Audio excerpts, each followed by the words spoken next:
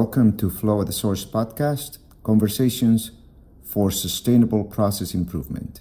All right, so thank you. Tom Mathis is guest number one for episode number one of Flow at the Source.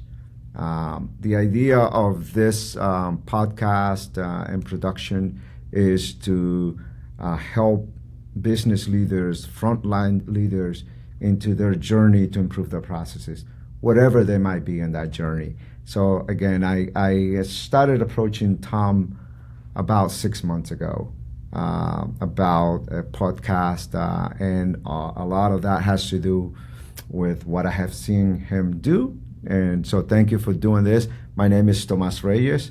And again, so a little bit about Tom first, if Tom allows me. Sure thing, go for it. Thank you. So Tom is a former Navy officer before he joined General Electric. I believe one of his children maybe in the service at some point. I have two. I have two in the Army, unfortunately. Yeah, so very grateful for his service. Unfortunately, I shouldn't say that. It's they're in the Army. I'm a Navy guy, so yes. Of course, there is a little bit of animosity there. A little bit. Yeah, you watch your games. Exactly. And then that's before he joined GE. He already had what a lot of people would call a career. Then he came to GE. He was already young. And was with in the Jack Welch era, where the company is growing through a lot of acquisitions, integration. So I believe you might have seen a couple of those back in the day. A couple of big ones. That's the time of really significant growth for GE. Is Jack Welch kind of his last hurrah? Really big run up. You can look at it in the 90s. I always refer to that big run up. That was kind of life changing for us in a lot of ways financially, and I think the last acquisition was actually Honeywell, and the big swing, the big strikeout. Big swing, big strikeout. Yeah, and again, I met you in those years, and this is when GE had discovered that there was a thing called source product, where you can actually get your product made by somebody else. And I think a lot of people may have done that before. Yeah. But it's just getting the brand and getting the services behind it, with other people making the products for us. So I think you might have learned a thing or two there that was helpful. I had no idea what procurement or sourcing or any of that was when I joined GE. I was a nuclear engineer in the Navy, so I took the job because it was GE, and I started in sourcing, and I was like, hey, they're offering a great salary package, great compensation, so GE, great comp, pretty good location in Carolina. So I was like, I'm all for it. So I don't know how to place a purchase order, but we're going to go ahead. We'll figure it out. We'll figure it out. Yeah, exactly. So both of us worked for a number of years in sourcing and never had to place a PO. To this day. I mean, that's to this day. I do a lot with purchasing and procurement teams, and I don't think I've ever placed a purchase order. Yeah, exactly. So, and again, this is something for another episode. But the other thing, Tom, is so you went on, and then Danaher after GE, another great company at a great time, at a time where they're growing, and they actually have been developing based on the Toyota production system, the DBS, the Danaher Business System. So you were part of that. I kind of saw that indirectly. I have other friends that are there, and I think you were one of the first people I reached out when Larry Culp was announced for GE. I can say this. It was a very good, you said some very good things about him. So it gave me a lot of hope that we had a strong leader just with very few words. I worked at GE about the same period of time that Larry was actually the CEO of Danaher. So I started right after he took the helm, and then I left right before he retired from Danaher. So I had a good long run with him for 12 years, and I learned a tremendous amount about manufacturing, about key performance management, and all the things. The way he runs a company, it was invaluable to me in my career. Yeah, totally transformed how I thought about sourcing. Totally, even today. Yeah, and by the way, so this is another point of connection. Is this is how we kind of ran into each other And I collaborated even more than in the prior life. Sure.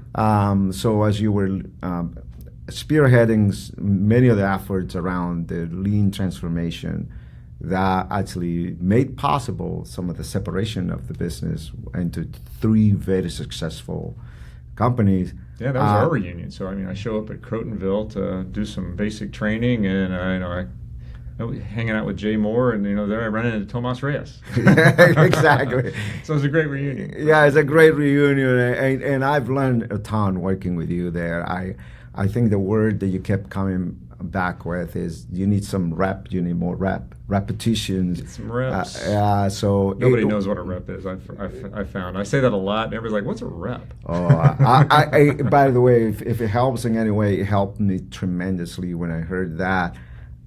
It put me on the path of getting my Kaizen facilitation training done at Crotonville, and when I did that, I was a facilitator at aerospace, and I know very little about aerospace, and going there and improving processes was incredible.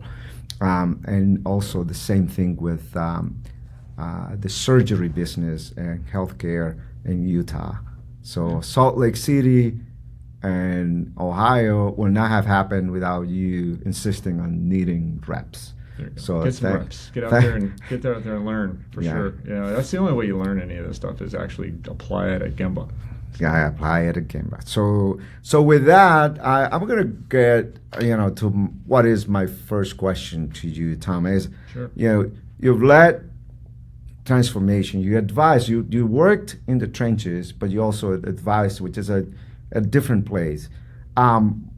In Fortune 50 and plus environments, so both in publicly traded companies, sure, PE-backed companies, different ball game. Totally but you've done it there, and then so what keeps you in the game? That's I want to know what is it at? Sure. So I started just like everybody. I was focused on paying the bills and putting food on the table for my family, paying for a college education. All of that. And I did that, and like you said, in a Jack Welch GE. Then I go to 12 years in a Danaher that's led by Larry Kolb, and that's 20 plus years of really fantastic experience and knowledge. I've applied that. I applied it at Milliken for 5 years, and then of course with the last at GE, I just realized that I've got something very special. And I can pay that forward, in a lot of great ways. I mean, so every step of my career and those things I mentioned, I've kind of financially benefited because of the great run that those companies had, because of the things that I know how to do. And so, I just recently, left GE and kind of started back with KKR as an industry advisor because I'm very enamored with the ownership program, and because now they can share in the improvements they make in a business with the tools and the techniques that I can help with. So what keeps me going is just that paying forward mentality, and the ability to do that with small companies. So like you mentioned, like Fortune 100, or Fortune 50, GE Aerospace, that has so many resources, and they have everything can be like professionally produced with the best senseis and the best lean. And so to do a lean transformation at, say, a $200 million company or a $100 million plant that doesn't have the same access to those resources, I mean, it's a different ballgame. It's you have to figure it out differently. You have to play it a little differently. So that's what keeps me going, is creating that wealth, unlocking that potential for those smaller company professionals out there. Yeah, and by the way, so the spirit of paying it forward resonates with the way we are positioning this podcast. Is what we want to make sure that this is a place where people can find things that are applicable to their journey, whatever they might be in that journey. Yeah. And so thank you again for agreeing to doing this. That's my pleasure. Yeah, it's the first time I've ever been a guest on a podcast. Okay, good. This is the first guest I wanted. I told Jay Moore, I told Lisa, and a few other people that I was just working with you first, and then I will branch out after that. Yeah, there's a whole lot of better people out there that that can help you yeah, with this podcast for sure. The one thing one thing that I'm gonna get back to that in another question, but the one thing that got my interest in speaking with you is because of where I saw you playing a role, the way you structure the program that you and I worked on together, which is getting, the company, the advisors, the consultants that we were going to be using for our own transformation, getting top-notch people and getting them engaged in a way that was repetitive, in a way that was standardized. It was incredible in that it helped all the businesses, not just corporate, not just one business, but it was also very helpful that it was well received by the consultants. The way that we kind of designed systems where, their first invoice was going to be perfect, and that way things will not have any issues. So just not thinking only about us, but about them. To me, that resonates. That creates, again, it's something that I believe has a lot of value, and a lot of people that are out there running businesses learn that you got to take care of the people that make it happen for you. Right. The Especially employees, suppliers. suppliers. I have a completely different attitude about like how you manage suppliers, and thanks for reminding me. Like we did that. We had to go out and hire just about every lean consultant you could think of when you're trying to transform a $160 billion company that has a lot of demand for Kaizen. A lot of Larry's talking about get into a Kaizen. Well, you got to go find the people that know how to do Kaizen, that can train all of that activity. So we had a really good run there. It was a lot of consultants and a lot of lean professionals to work in GE. That was fun. Yeah, no, so thanks. And again, it was a place where the joy of learning with them, they were just as excited about what was going on. Right. And that's not very common, right? That's not very common. They were invested. That's the biggest misperception amongst supplier management these days. I think everybody kind of took the kind of the 90s attitude about supplier management. And this is probably a whole different episode. But it's like, I think suppliers have so many good ideas about how to do things. They know the product, they know the process better than anybody else because they do it every day for companies, whether they're making machine parts or plastic injection molded or providing sourcing. They know how to do what they do very well. And it's just this huge kind of underutilized creative power out there that companies are go bash suppliers for a couple of percentage points, and they're just missing the real treasure. The value creation that comes with the creativity, I think. Absolutely. Yeah. So for me, when I look at what I think will be helpful for people is to hear the story about, in your experience, what do you think makes the improvement journey, the things that you change during a big Kaizen event, which is a week-long event, right? But that it's preceded by months worth of real effort. It's never easy. So whoever is telling you that this is easy, this could be simplified. It could be simpler, but it requires effort. Yeah. But when you see that there's a lot of true, honest effort, and then some of them just fizzled out. Like they make the changes, and some of that sticks, and some of the things go back to the way they were. And so, what are the telltale signs that things can lose momentum, and what are the things that to prevent, both in the mindset or any other way of addressing this issue in terms of it's helping those changes take hold, and then sustaining so that the next wave is true improvement and not just coming back. Yeah, so it's a matter of sustainment. It's probably one of the more important topics in Lean, and it's usually kind of the thing you do at the end. Okay, we did a Kaizen, now we have to sustain the Kaizen, like phase 4, problem solving. The fourth step, sustain the improvement. And there's just so many mechanisms that we put in place to kind of review it it's like, well, I can call a meeting and I can look at the results that we are getting now. That's one way to do it. That's probably the worst way. It's like inspection, right? And the telltale signs they're right at Gemba. If you go and you see, and you can go back and look at that Kaizen we did, or you can look at the change we made, or the countermeasure we put in place, and you go and see, is it still working? Is it still helping? Et cetera, et cetera. I mean, so it's kind of a basic inspection, but you have to do that inspection not in a conference room talking to, 3 layers up in management whether or not it's still happening, because they'll tell you it is. You have to go to Gemba and see it. And that's a leadership trait in Lean that it goes really unsung, and the best CEOs that run a Lean company, they know how to do that. And like Larry will go do Gemba walks, and he wants to go see Kaizens, and he'll follow up on the Kaizen that he participated in. He's that engaged, from 45,000 feet to ground level at the Gemba, he'll do that. But there's just so much more people don't understand about Lean.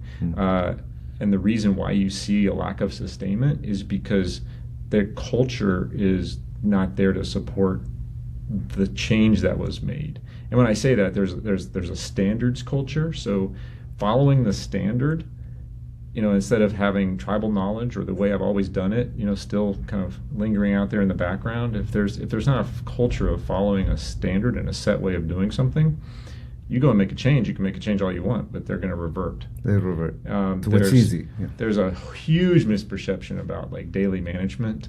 And like, what is daily management? People don't know what they think they know what it is. They put a poster board up in safety, quality, delivery, and inventory and productivity, and they have no idea what that really is intended to be. And so they're either doing daily management wrong or they're not doing it all. They don't have a standard. And so when you get those two things combined, there's just no way you're going to sustain that change. And those are the things you have to do. And then also it's just finally the culture of improvement has to be there as well. And you have to foster that in an organization. The best advice I ever heard from any of the senseis at GE was the best way to sustain an improvement is to make another one, and to make another one, and to make another one. And don't let that kind of be a one-off, like, oh, we did a Kaizen 4 years ago. And it has to be like, well, what have you done lately? How did you improve upon what we did in that week? The best example of that, when we did the Wales Kaizen, one of the first President's Kaizen in the services business. And everybody was there, like all the senior leaders in GE were there. There's a ton of interest, and they all go away on Friday, and what happens? And so I go back 3 months later, and they've taken all of that good work and they've advanced it all. I didn't even recognize the work that we did in the Kaizen because they had improved on it, they'd already iterated it. And that's how you sustain gains, is to keep winning. Keep winning.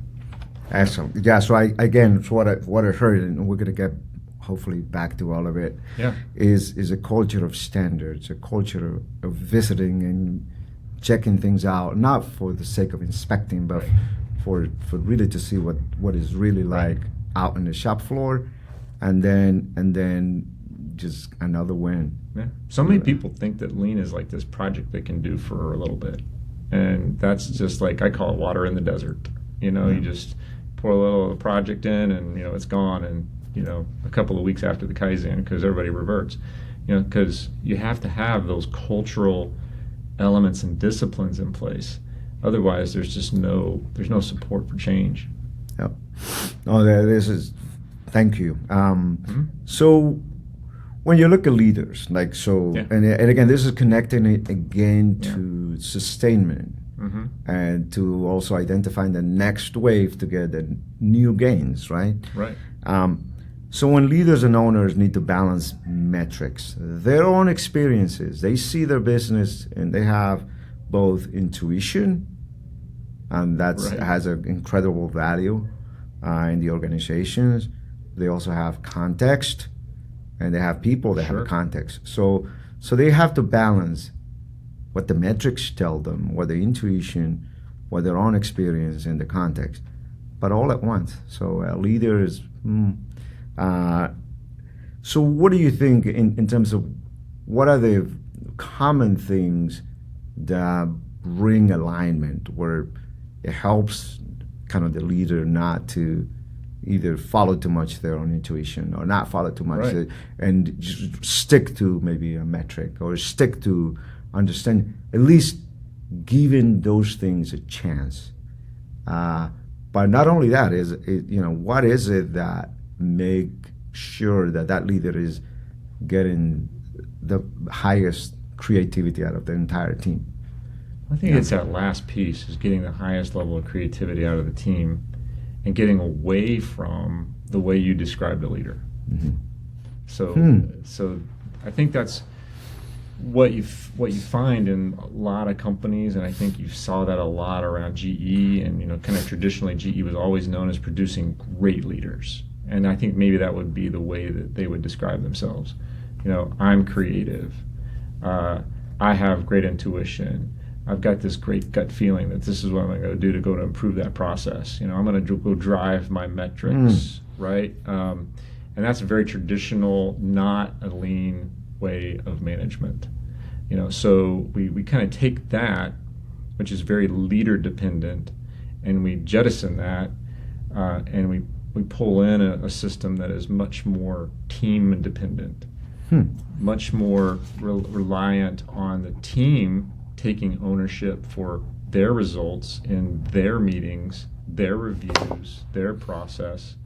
That's when you really have a culture that is going to sustain the gains, is when the team has the ownership of those things. And so think about the Kaizen team. There's no rank on a Kaizen team. That team is meant to go and improve that process.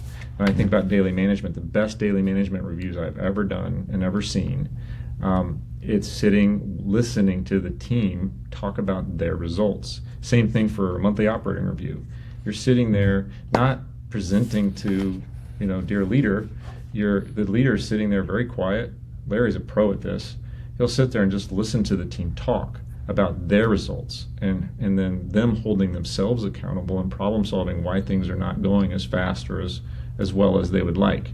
And so that's where the leader has to kind of step aside and foster that culture of ownership at every level. And that's what I really love about KKR, because they have this great ownership program. So they've made everybody an owner. So now everybody's an owner in a significant way.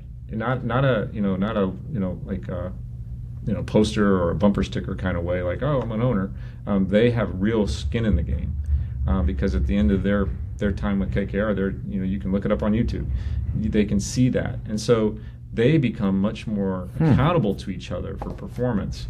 And all you have to do is layer on top of that these key performance techniques that I teach, that we learned together at Danaher, and that's just a great combination of teamwork, working with kind of standard process to improve metrics and KPIs, and it just runs. It's a great way to enable an organization to change. Thank you. Now, this is actually, after this, I'm going to have a conversation about, because that's one of the areas where I see that may be a follow-on to this, but it's an area where I see that sort of presence in the shop floor, that sort of driving this autonomy is not something you impose on people, is you create the systems that support that autonomy. Right. Is clarity in information, is standards, is but it's also listening. So when they point out an issue, how do you act on it? Yeah. Do you even in that action, do you solicit their input as well? Right. And I think that's the other point about kind of traditional way of managing a company, which is like gut. This is what we're going to go fix. This is what we're how we're going to achieve our results. To getting into more of a data-based problem-solving culture. Database. Very fact-based, evidence-based, feedback-based from Gemba. Asking the people for their input about things, not what I think is wrong versus what they tell me they know is wrong. It's much different. And then the data shows exactly that too. If you've got good data and you're doing good problem solving, which it's just what I'm describing is just all key performance management. Yeah. It's KPI management. People don't know what KPI management is either. Until you really do it. Because what they do is it's easy to put 1,000 KPIs on a sheet and do a bowler, but to actually manage a KPI like it's supposed to be done with action planning and problem solving, that's a foreign concept. I don't see it anywhere. Anyway, not yet. Outside of like a Danaher, I don't see it. I go to a bunch of companies, all kinds of plants all over the place, all over the world, and it's a foreign concept. I spent 5 years just trying to get that going at GE. It's just trying to get people to say, okay, this is how you run a KPI. Yeah, as a leader. And I that resonates a lot because it's one of the key areas. I remember one earlier in our earlier years. I remember one leader that was so serious about KPIs that once he agrees on a set of KPI, if the metrics were not accurate, he would still have the conversation and drive action and treated things as if they might be accurate, and that sent people running to make sure that the data was telling the truth. Right. Yeah, you have to start there. You have to get to you have to get to good data. You start with good data, and then beyond that, there's like so many other things you have to put in place in order to actually act on that data. Yeah. It's not just a bunch of numbers in an Excel spreadsheet. You have to transform that into actionable knowledge that you can go and problem solve and countermeasure. Perfect. Thank you. And then the next thing, Tom, is on the people side, you might have touched on it. No, you might have. I know that you touched on it. But what are some of the non-negotiable? What are some of the conditions in terms of people leadership that need to be present before and during a lean implementation journey? I think you touched on a lot of those, which is, again, it's not just empowerment, but it's making sure that they are equipped and allowed to make decisions. But what else are, in terms of what are the things that without which things will not happen, non-negotiable? Yeah, I mean, I think one of the first things that, I don't know if a lot of people noticed it, in the order of things that happened, like GE when they started their transformation, and here comes Larry and Kevin Cox, and what they're rolling out wasn't anything tool based. It was all behavior based. It's behavioral. And they were trying to change the leadership tone, and the primary things were humility and transparency. So that's kind of the first thing you have to do as a leader is and so many people misunderstand is what humility is or transparency is. I've heard it explained a dozen times. I have my own opinion what it is. I think I know what it is, but humility is just that acknowledgement that, one, I don't have all the answers. My team has the answers, and two, that the current state is always the worst case. I should never be satisfied with my current state, and that's very humbling. Because I've worked years to develop the current state. And I have to acknowledge that, hey, that thing I've been doing for 30, 40 years, ain't so great. We can do better than that. And it doesn't matter even if you're terrible, terrible, of course, Lean gets the most traction with businesses when they're basically bankrupt and they're about to fail. And they know they have to change. Okay, it's easy to be humble in that case. And, rewind 6-7 years ago when GE was in that situation where there was a lot of the B word being thrown around, and of course you start to see change with Larry coming in, but the other piece of that is that humility. Even when you're world class, you can be better. Productivity is infinite, improvement is infinite. You can get better and better and better, and a lot of people stop. They make a change and they get better, and they're better than the competition, and that. Yeah, exactly. I'm better than the competition. Well, the best companies in the world don't think like that. They don't think like, well, I'm better than the competition, so I can relax. They always figure and they always assume that the competition is running as hard to take over their position, and they're kind of this kind of constructive paranoia.